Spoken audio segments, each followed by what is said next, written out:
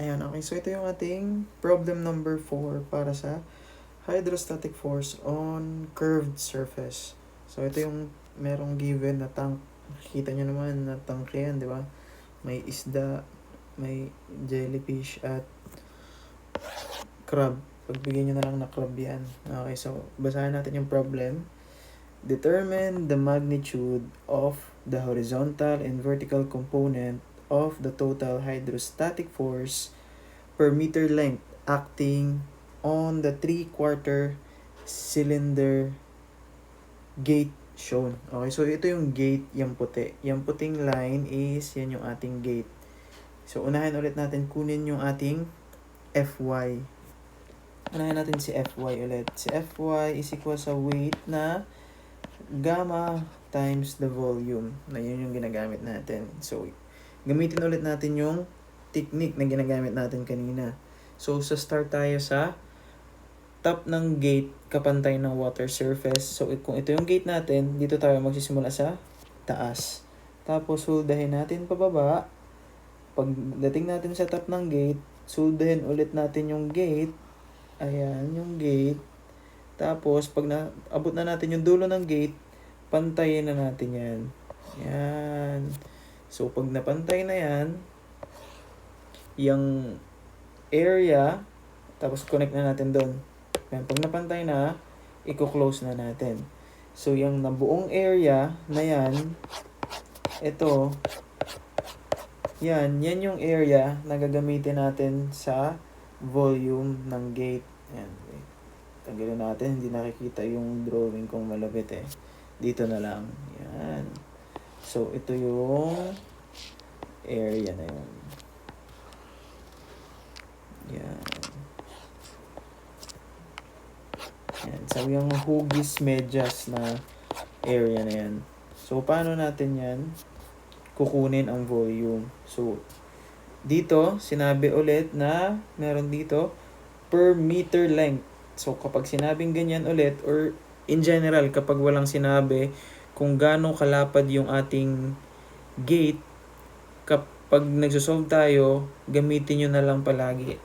Kapag walang binanggit lang to kapag walang binanggit na length ng ating gate, ang gamitin nyo is 1 meter. So, dito, wala ding binanggit, sinabi lang ay per meter length. So, ibig sabihin yan, 1 meter lang din yung gagamitin nating depth sa screen. Kumbaga yung depth niya sa screen is 1 meter lang. So, pag i-drawing natin yan, magiging parang ganito. Wait, drawing muna natin. Saglit lang naman to. Yan. Tapos, yung ating gate na nakaganon, anggurin na natin to. Side na to. Tapos, pataas. Kita ko yung pagganon muna. Tapos, ito na yung volume na kailangan natin.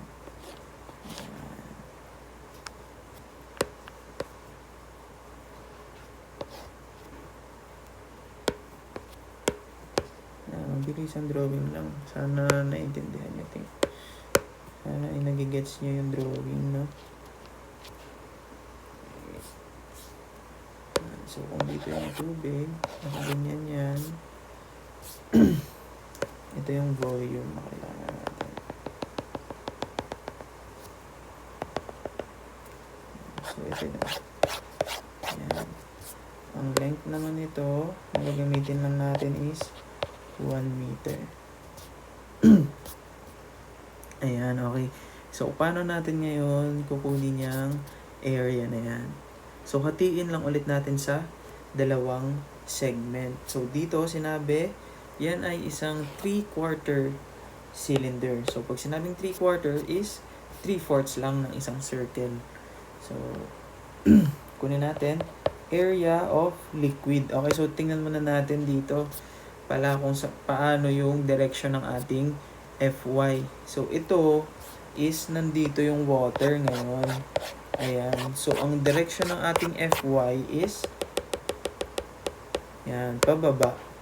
Pababa yung ating Fy. So, yan yung ating Fy pababa. Dito din, lagay ko na lang. Fy is pababa. Okay, so kunin natin na yung area ng liquid or yung area ng ating water dito sa ating problem. Hatiin natin sa dalawa. Kuha tayo ng ibang kulay. Panghati, ito. Hatiin lang. Tapos, kulayan natin. Yung una ay purple. Ito yung isang area. Nakikita nyo na ba kung ano yan? So, yan ay isang rectangle lang. Tapos, yung isa, kulayan natin ng blue. Yan. So, yan yung ating 3/4 ng circle. So, kunin natin muna tong height pala na to. Okay, off ko muna yung suggestions. Yan. Itong height na to, yan. So, ano yung height na yan? So, kung itong radius natin, yung hanggang dyan, is 2 meters.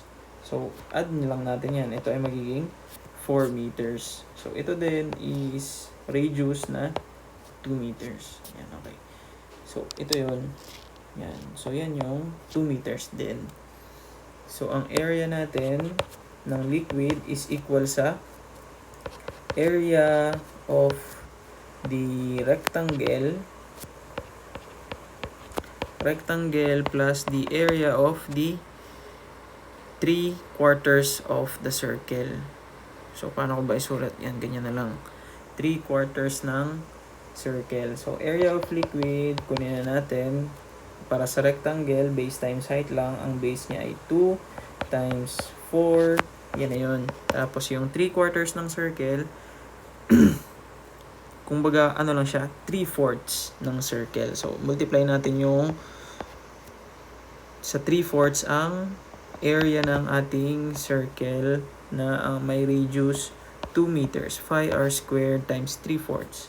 So, ang area ng liquid natin dyan is 2 times 4 plus 3/4 ng 2 squared.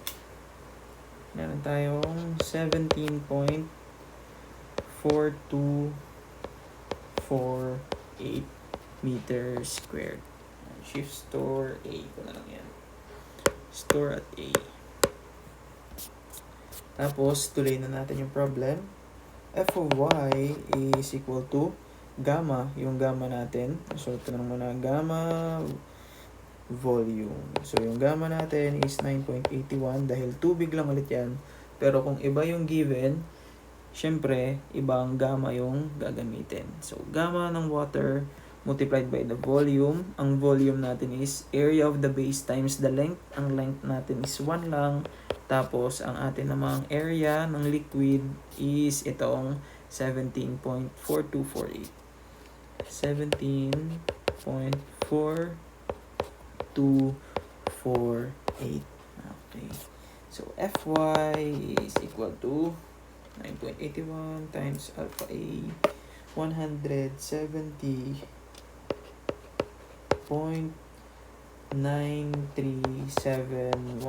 kilonewtons. So, yan na yung answer natin na una.